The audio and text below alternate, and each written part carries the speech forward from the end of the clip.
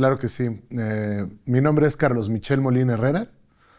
Soy ciudadano de Gilotzingo en el Estado de México y soy abogado en materia de transparencia, acceso a la información y protección de datos personales particularmente, aunque también fui formado de origen en la materia penal. Casi todo el tiempo he trabajado acá en Ciudad de México y hace poco tuve la oportunidad de trabajar también en el Estado de México, particularmente en el municipio del cual soy originario. Claro, el momento actual por el que atraviesa el derecho de acceso a la información pública en nuestro país es bastante interesante. No por la coyuntura particular en términos del cambio en el diseño institucional respecto de las autoridades encargadas de garantizar el derecho, sino por lo que representa en cuanto al esquema anterior, ¿no? Eh, Mi opinión personal es que el derecho como tal prevalece con sus mismas dimensiones. Lo único que ha cambiado en este momento es precisamente quiénes son las autoridades encargadas de garantizarlo en términos de la dependencia o la autonomía en cuanto a el régimen o el esquema anterior con el actual. En ese caso, eh, algo que he dicho o he sostenido mucho tiempo es que más allá del diseño institucional en el papel, lo que garantiza verdaderamente el derecho es el ejercicio y eh, la forma en que los operadores, cómo los operadores efectivamente interpretan este derecho y hacen que este sea efectivo en realidad, ¿no? Más allá de la autoridad, tiene que ver con las personas que están investidas de esta autoridad para que ese derecho sea efectivo o no. Quiero decir con esto que más allá del cambio del INAI a lo que tenemos ahora en Transparencia para el Pueblo, pues lo que representa el verdadero reto es que el ejercicio del derecho sea garantizado de manera efectiva, ¿no? Es bastante interesante cómo ha evolucionado el derecho de acceso a la información en nuestro país, tomando en consideración que pasaron muchísimos años antes de que el artículo sexto de la Constitución, que es donde se reconoce este derecho humano, fuera modificado para establecer principios, bases claras respecto de el ejercicio de este derecho, ¿no? Eh, Anteriormente o en el principio, nuestra Constitución únicamente establecía que el derecho de acceso a la información sería garantizado por el Estado. Sin embargo, esta expresión del artículo sexto de la Constitución no fue concebida como lo conocemos ahora, como una posibilidad de que cualquier persona pudiera acceder a la información en posesión de cualquier autoridad. En realidad tenía que ver con un aspecto más bien orientado para el ámbito político, para que todos los partidos pudieran acceder en igualdad de condiciones a medios de comunicación, a la publicidad de sus plataformas políticas y demás. Precisamente la primera modificación al artículo sexto tuvo que ver con darle cuerpo a lo que conocemos ahora como la posibilidad de acceder a la información, a los documentos que tienen las autoridades en su poder, independientemente del nivel de gobierno. Ese, digamos, que fue el primer cambio sustancial al artículo sexto. Y bueno, posteriormente la creación de los órganos garantes, primero el IFAI, luego el INAI, que podríamos de manera muy rápida y sucinta decir que la modificación estribó en las facultades o el alcance que tenía el entonces IFAI para volverlo INAI en términos nacionales. Quiere decir esto que, para empezar, se volvió un órgano constitucional autónomo con posibilidad de conocer conflictos, digamos así, en materia del derecho de acceso a la información pública, no solamente del ámbito federal, sino también del ámbito local en las entidades federativas, con una facultad de atracción que se le otorgó al INAI para poder conocer de asuntos que no se originaron en el ámbito de su competencia, pero que podría traer a su conocimiento un poco como las facultades que tienen otras instancias también, ¿no? Ese fue, digamos, el segundo cambio importante. Y bueno, y el tercero, pues que algunos tildan de regresivo porque estas facultades de garantía del derecho de acceso se transfieren a una autoridad que ya no es nacional y que ya no es autónoma, porque ahora, bueno, pues depende de una Secretaría de Estado. Lo cual nos devuelve al mismo lugar del que partimos en esta conversación, en términos de si es deseable o no. Cuando hubo la primera reforma importante en la materia y se crea el INAI, fue aplaudida muchísimo porque se decía que ahora el derecho o el ejercicio del derecho de acceso a la información pues iba a estar garantizado de manera más fortalecida, digamos. Sin embargo, hubo muchas decisiones de ese órgano garante que dejaron bastante que desear. Hace un ratito comentábamos de manera más informal un caso paradigmático que fue el uso discrecional de un helicóptero para trasladarse de un lugar a otro a cargo de un servidor público en funciones en aquel momento. Y bueno, pues la decisión de cerrar esa información fue bastante debatida, ¿no? La forma de nombrar a las personas titulares de aquel organismo en su momento también fueron bastante discutibles. Y bueno, lo que quiero decir con esto al final es que no depende tanto del diseño, sino de las personas que eventualmente articulan la acción institucional para que eso ocurra. Las decisiones las toman personas, no el diseño. Aunque sí fue muy aplaudido a nivel mundial, incluso el diseño de la ley que se emitió en aquel momento, la Ley General de Transparencia, en los hechos dejó, creo que, bastantes cosas que desear, ¿no? Entonces, digamos que el hecho de que hoy un organismo no constitucional y no autónomo esté a cargo de la garantía del derecho no debería de ser materia de preocupación, sino en realidad revisar el sentido de sus resoluciones. Eso todavía es muy pronto para juzgarlo. Y en función de eso creo que podríamos tener una opinión sobre qué tan deseable o qué tan correcto fue el cambio, ¿no? Básicamente esa sería una reseña muy breve de la evolución del derecho de acceso a la información en nuestro país. Sí, a ver, los mecanismos para acceder a la información en nuestro país en realidad son muy sencillos. Sostengo que dentro de todo lo complejo que es el derecho en general, el derecho de acceso a la información pública es el más sencillo. En términos técnicos, la ley está descrita de manera muy sencilla para que cualquier persona pueda ejercer el derecho. Basta básicamente con señalar de manera clara cuál es la información o el documento al que se desea tener acceso, incluso si no tenemos claridad respecto del documento, por ejemplo, en el que se pudiera contener la información. Basta con expresar de manera clara qué es lo que deseamos conocer y la autoridad en ese caso tiene la obligación de buscar la información y eventualmente entregarla. Todas las instituciones, todas tienen la obligación de contar con una unidad de transparencia, que es, digamos, la oficina a la que hay que acudir para formalizar la solicitud. Hoy en estos días, bueno, todo es electrónico, por supuesto también lo que prevalece en ese caso son los medios electrónicos, basta una cuenta de correo electrónico para generar un usuario, una contraseña en la Plataforma Nacional de Transparencia, solicitar la información a cualquier entidad de los 3 niveles de gobierno y bueno, el trámite inicia con eso, con una petición. También puede ser de manera personal, acudiendo a la unidad de transparencia, expresándole a la persona que atiende esa unidad cuál es la información a la que deseamos tener acceso. Y en un plazo breve, entre 15 y 20 días, normalmente está lista la respuesta, debería de ser. Es un plazo que está preestablecido en la ley, no es caprichoso, con posibilidad de ampliarlo por un periodo adicional, ¿no?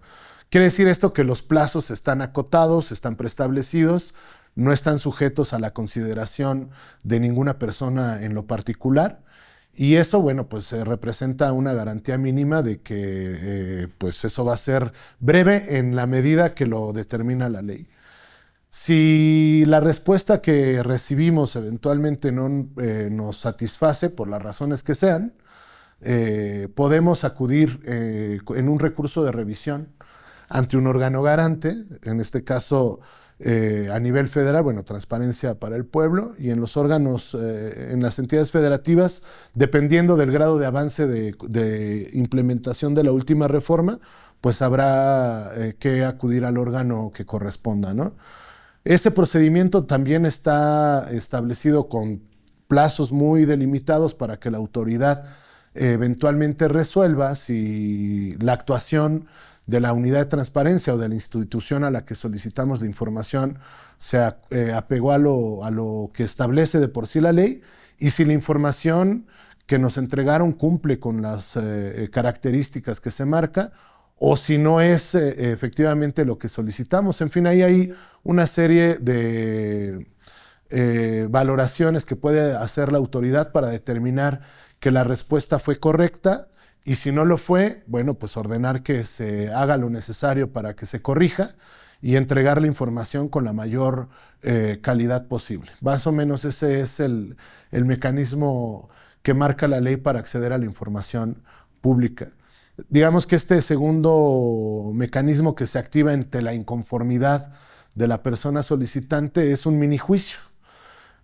Para lo cual no hace falta tampoco ser experto ni abogado, simplemente, así como en el primer momento basta de manera general solicitar la información, también en este segundo momento es muy sencillo, es suficiente con expresar las razones por las cuales no estamos de acuerdo con la información que nos entregaron, o si no nos la entregaron, basta decir que no nos la entregaron, para activar este segundo momento y que la autoridad entre en acción para modificar la respuesta original y obligar a la entidad a la que le solicitamos esa información, pues que lleve las acciones necesarias para corregirla y eventualmente satisfacer el interés de saber de la persona, ¿no? Esa es una gran pregunta, la utilidad del derecho de acceso a la información pública. En términos generales, pues es un mecanismo de control del poder, así, para decirlo bien y rápido, que además está a la mano, al alcance de cualquier persona. Es decir, el Estado, el gobierno, tiene sus contrapesos institucionales, ¿no? Las contralorías internas, las auditorías superiores, en fin, ¿no? Incluso unos ya más extremos, bueno, pues el juicio de amparo, las acciones de inconstitucionalidad, la controversia constitucional, etcétera. Esos son mecanismos de control del poder también. Pero el derecho de acceso a la información pública como tal es un mecanismo, o es un mecanismo que sirve a la ciudadanía, a las personas, para controlar el poder público y que no requiere mayores requisitos para su ejercicio que acudir. Entonces, desde esa perspectiva, podríamos decir de manera muy general, pues representa un mecanismo de control del poder público. Pero también tiene otra consecuencia, que es un mecanismo de combate a la corrupción desde la participación pues ciudadana, ¿no? O desde el ciudadano y la ciudadana. Hay estudios con sus asegúnes también por quienes lo suscriben, pero hay estudios que sostienen que los países, digamos, con menos desigualdades tienden a tener también menos casos de corrupción, y a la vez este índice menor en la corrupción también responde a mecanismos de acceso a la información pública efectivos, ¿no? Entonces hay una correlación entre acceso a la información, menor corrupción y mayores condiciones de igualdad para la convivencia y para la vida en general, ¿no? Entonces están ahí. Por eso es importante. Aquí en Ciudad de México,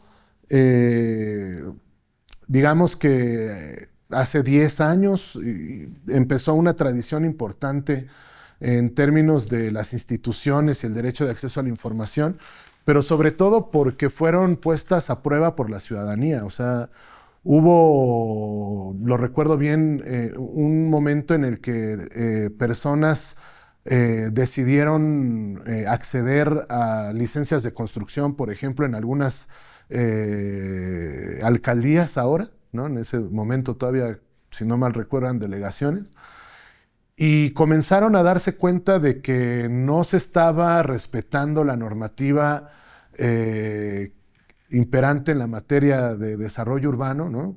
Lo cual tenía consecuencias en la vida cotidiana de las y los vecinos. Y de manera organizada, con base en el acceso a la información, pudieron establecer un diálogo distinto con las autoridades, ¿no? Comprobando, acreditando cosas, y esa suficiencia, digamos, de la ciudadanía para acudir ante la autoridad con pruebas respecto de lo que estaban demandando, obligó a la autoridad a darles un lugar distinto en la interlocución y a resolver de manera más rápida los problemas que en ese momento le presentaron. Y eso es un rubro solamente, ¿no? También podríamos enunciar ejemplos en materia de salud pública, podríamos enunciar ejemplos en materia de seguridad, ¿no? Pero en resumen, creo que esas son las dos perspectivas o las dos cuestiones en las que es importante el derecho de acceso a la información pública como un mecanismo general de control del poder público y por lo tanto también como un mecanismo de control de la corrupción. Nadie se conduce lo mismo cuando se sabe observado que cuando está en privado. También la privacidad es, digamos, el polo opuesto del derecho de acceso a la información y un límite al ejercicio del derecho. Ya es materia de otro tema, pero lo que quiero decir es que justo la utilidad práctica del derecho de acceso a la información pública tiene que ver con eso, con hacer que la autoridad se sienta observada y por lo tanto ajuste su actuación en la mayor medida posible a lo que marca la legalidad, ¿no? Es bastante interesante la reflexión, tomando en consideración las críticas que se han hecho a la última reforma en materia constitucional al artículo sexto, que justamente elimina el órgano constitucional que conocimos antes como INAI y ahora el órgano garante que se encuentra a cargo de este tramo de derechos en la actualidad. Pienso que el reto permanece intacto desde hace mucho tiempo. Eh, el reto que representa desarrollar una capacidad sensible por parte de las instancias del Estado en los tres niveles de gobierno sobre la obligación de entregar la información que poseen, con los límites que, por supuesto, marca la propia ley. Hay información reservada, hay información confidencial. Sin embargo, el núcleo o la mayor parte del volumen de información en posesión de entidades públicas debe de ser accesible. Entonces, el reto sigue siendo ese, con el mismo con el que nació el derecho de acceso a la información después de la primera reforma constitucional al artículo sexto. Se mantiene intacto, apertura gubernamental para que se tomen mejores decisiones en función de la mayor participación de la ciudadanía y que la actuación del gobierno justamente esté acompañada por la lupa de las personas, ¿no? Creo que ese es el reto, insisto, se mantiene intacto a pesar de la evolución que ha tenido este derecho. No demerito los avances. Para quienes nos dedicamos o nos hemos dedicado a esto desde hace mucho tiempo, pues es claro que el desarrollo, digamos, dogmático de la materia, pues fue bastante bueno, ¿no? Se definieron conceptos, se establecieron procedimientos, así como en otras ramas del derecho se caracterizan por la teorización y el dogmatismo, que además es importante porque es lo que le da objetividad a la toma de decisiones. En este tramo de cosas también ocurre.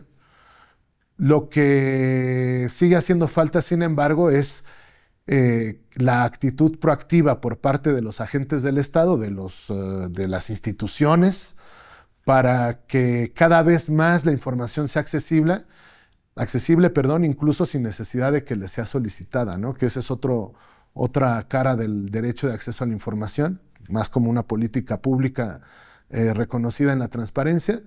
Pero, insisto, creo que el reto actual, a pesar de las modificaciones, se mantiene intacto, ¿no? No hemos logrado, digamos, interiorizar que la información, los documentos en posesión de las entidades públicas, del gobierno, pues no son suyas, son un bien público, accesible a cualquiera que desee tener acceso a él.